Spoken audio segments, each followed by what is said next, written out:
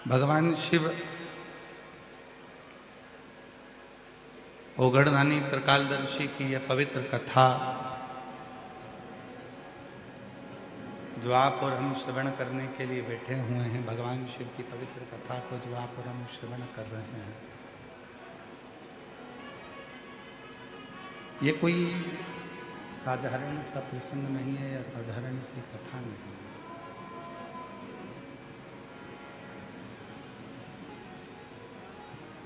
ये कोई साधारण सी कथा नहीं है जिसको आप श्रवण करने के लिए बैठे हो। जितने भाव से, जितने दिल से, जितने आनंद से, जितने प्रेम से इस पवित्र पावन शिव महापुराण की कथा को आप बैठकर सुनेंगे, श्रवण करेंगे, और जो बाबा से कामना करेंगे, जो कामना करेंगे, मेरा देव अधिदेव महादेव वो आपकी झोली में जरूर भरेगा, जरूर भरेगा, निश्चित।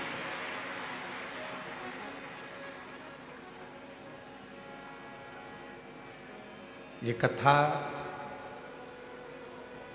केवल कथा नहीं है, इसको केवल कथा नहीं कर सकते, इसको केवल कथा नहीं,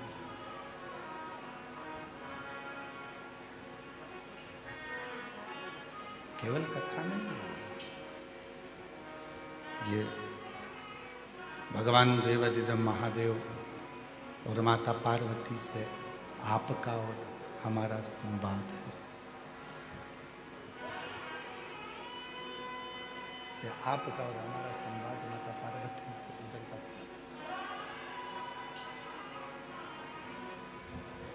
आपका और हमारा संवाद। पीछे आवाज नहीं है, साइड में आवाज नहीं है। शिव कथा भगवान शंकर का चरित्र, भगवान शिव की अविरल भक्ति, भगवान देवाधिदेव महादेव का ये प्रसंग संपूर्ण विश्व के कल्याण का प्रसंग।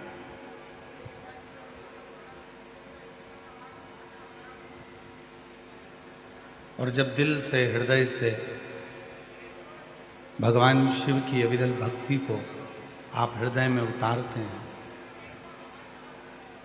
भगवान शंकर की विरल भक्ति को, पीछे की आवाज बढ़वाइए, पीछे की आवाज बढ़ाओ। भगवान शिव की अविरल भक्ति को जब आप हृदय से उतारते हैं और भगवान शंकर की विरल भक्ति को जब अपने हृदय में संजोते हैं, तो निश्चित है कि शिव कृपा करते जाएंगे।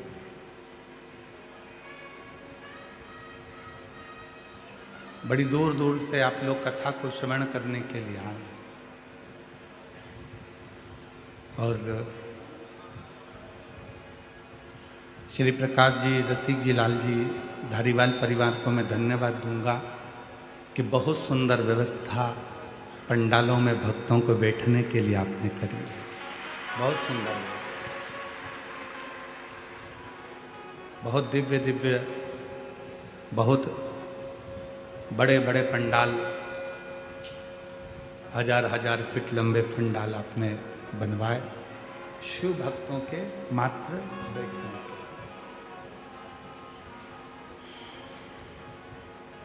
अब जितने श्रोता हैं, जो कथा को सुनने वाले हैं, कथा को श्रवण करने वाले हैं, कथा के रसिक जो श्रोता हैं, जो केवल भगवान शिव से अपने मन की बात करने के लिए यहाँ आए हैं,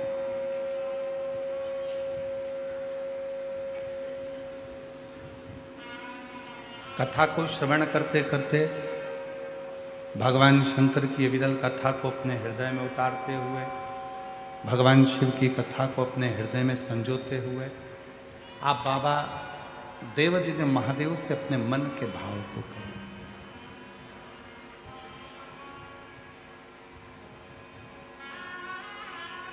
शिरूर वालों को ये कथा मिली,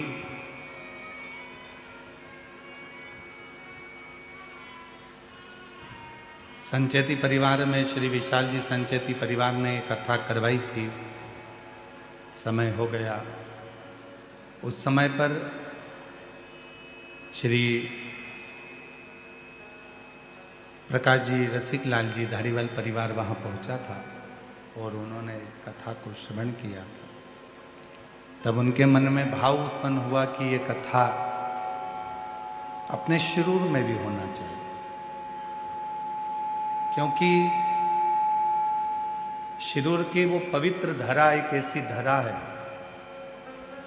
महाराष्ट्र की भूमि पर जब भी आप पुणे आए या पुणे के आसपास में आए तो एक बार शिरूर जरूर आए और शिरूर की इस पवित्र धरा पर श्री रामलिंगम मंदिर का दर्शन करें।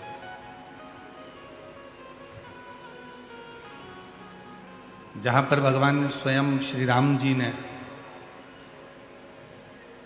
भगवान शंकर की प्राण प्रतिष्ठा कर उसकी पूजन करिए, अर्चना कर।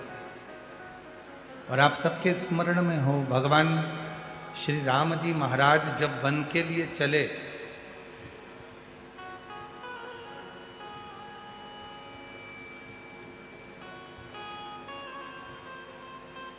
तो गुरु बाबा ने और श्री दशरथ जी महाराज ने केवल राम जी को एक बात बड़ी अच्छी कही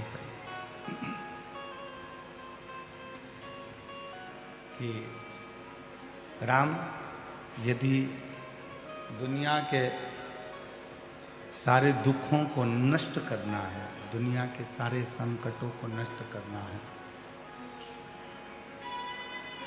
दुनिया की सारी तकलीफों को यदि नष्ट करना है, तो प्रतिदिन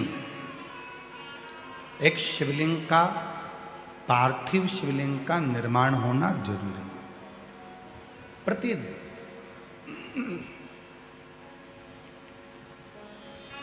शंभु शंभु प्रतिदिन एक पार्थिव शिवलिंग का निर्माण हो, उसका पूजन करें, उसकी अर्चना करें। ये कोई भी बक्से ऊपर के नहीं चल रहे हैं, एक भी बक्से। पार्थिव शिवलिंग का निर्माण हो, पूजन करें, अर्चना करें। भगवान श्री राम जी ने एक संकल्प ले लिया था, जितने समय मेरे बाबा भगवान श्री राम जी महाराज अयोध्या से लेकर लंका तक चले, उस अयोध्या से लंका तक के बीच में आप जितने भी राम पथ गमन में जाकर देखेंगे, राम पथ गमन को भारत सरकार द्वारा बनाया गया है। उस पूरे राम पथ गमन में, पूरे राम पथ गमन के अंतर्गत, पूरे राम पथ गमन में जितने राम जी के मंदिर नहीं हैं, पूरे राम पथ गमन में जितने भगवान श्री राम जी के मंदिर नहीं हैं, उससे अधिक भगवान श्री देवादिदेव महादेव के मंदिर हैं, जिनको भगवान श्री राम जी ने स्थापित किया। पूरे राम पथ गमन में जाकर, पूरे राम पथ गमन में जाकर देखिए।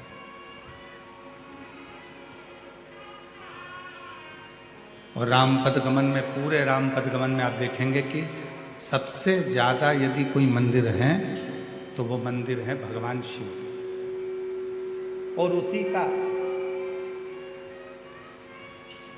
राम पथ गमन के मंदिरों का क्रम में एक मंदिर शिरूर का रामलिंगम मंदिर भी आता है।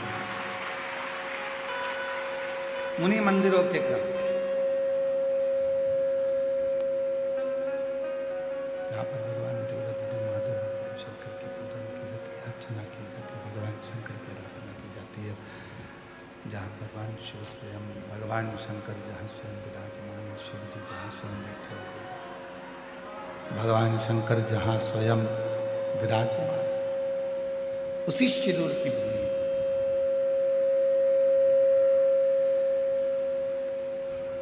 अब जरा विचार करिए कि जितने शिरूर वासी हैं, इसीलिए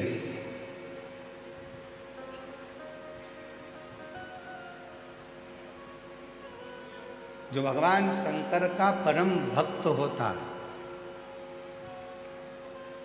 जो भगवान शिव की आराधना साधना करने वाला होता है। कई लोग कहते हैं कि लंकापति रावण भगवान शंकर की बहुत पूजन करता था। बिल्कुल करता था। कोई कहता है भगवान शंकर की आराधना लंकापति रावण बहुत भक्ति से करता था।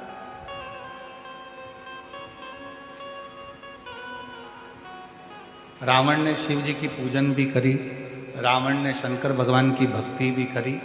रावण जितनी तप साधना करता था, शायद ही दुनिया में कोई ऐसा जन्मा हो जितना रावण ने शंकर की साधना करी उसके बराबर कोई ने करी, शायद।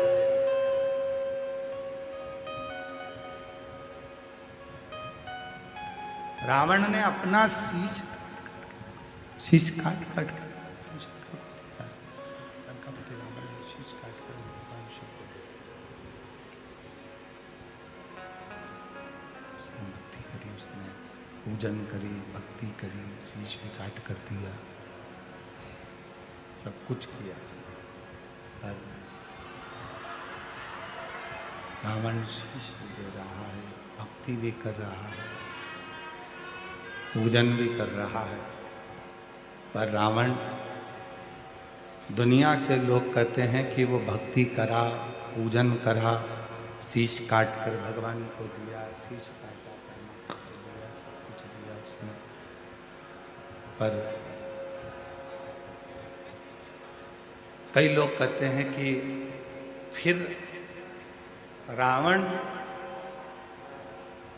का अंत क्यों हुआ, उसका कारण क्या? शिव महापुराण की कथा कहती है रावण ने शीश दिया पर दिल नहीं दिया। रावण ने पूजन करी, अर्चना करी, साधना करी, पर रावण शिव पर संपूर्ण भरोसा, विश्वास नहीं किया। और शिव जी को, भगवान ओघड़दानी को, भगवान शंकर को तुम्हारा धन, वैभव, संपदा, सत्ता, तुम्हारी दौलत भगवान शिव को नहीं चाहिए। शिव जी को तो एक ही वस्तु प्रिय है, वो तुम्हारा विश्वास। जिस दिन तुमने शिव पर कर लिया, शिव को सबसे मूल है विश्वास।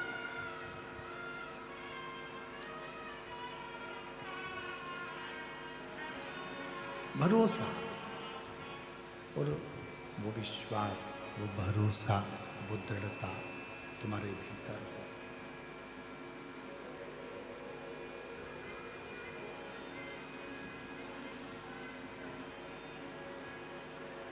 ये आशीष, आवाज नहीं आ रही है, उधर भी पीछे भी। आवाज का कारण क्या हो रहा है? बक्से नहीं चल करके, बक्से भी सब बंद पड़े हैं, तो बक्से की आवाज खोलेंगे तब तो चोंगे की आवाज चले।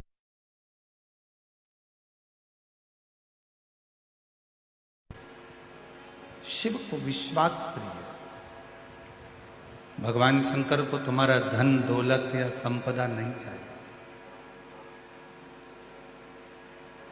भगवान तुम्हारी पूंजी से या तुम्हारी संपदा से या तुम्हारे वैभव से प्रसन्न नहीं है।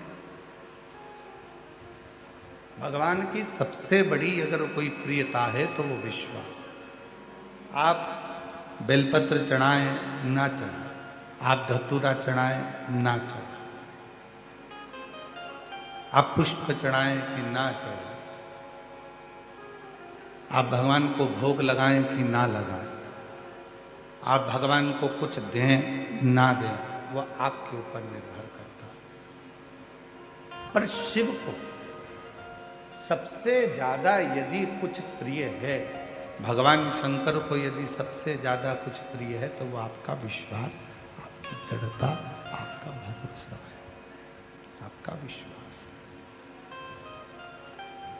और जितना जितना विश्वास आप, जितना जितना भरोसा, जितनी जितनी दृढ़ता, जितना जितना विश्वास आप भगवान शिव पर करोगे, जितना जितना विश्वास आप शिव पर करोगे, उतना उतना शिव तुम्हारे करीब में आते चले जाएंगे। एक देवराज नाम के ब्राह्मण के प्रसंग से शिव महापुराण की शुरुआत होती।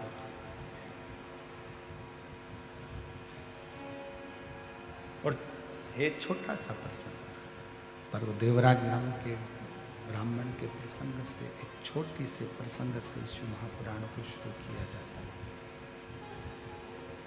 प्रारंभ किया जाता है। छोटा सा प्रसंग शिव महापुराण के महत्तम में देवराज का आता है।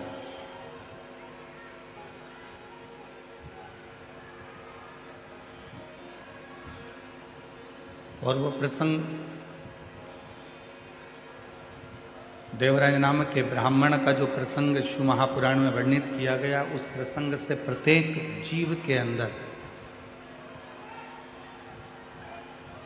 प्रत्येक जीव के अंदर ये भाव उत्पन्न हुआ।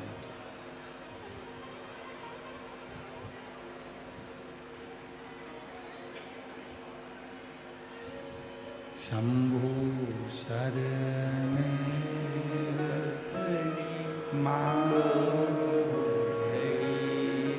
आवाज आ रही तो देखो तो दया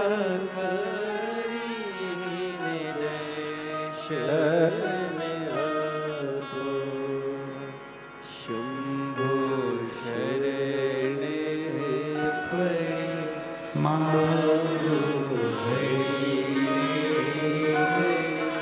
दुख दया करीन दर्शन हो शंभु शरण दुख काटो दया करीन दर्शन हो शंभु शरण मांगू घड़ी दुख काटो दया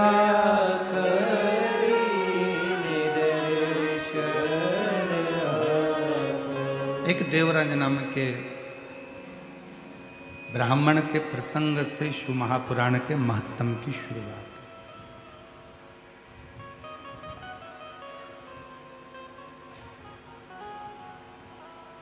वो देवराज जिसकी माता शिवालय में जाती है, शिव जी की आराधना करती है, साधना करती है, पूजन करती है, अर्चना करती है, भगवान की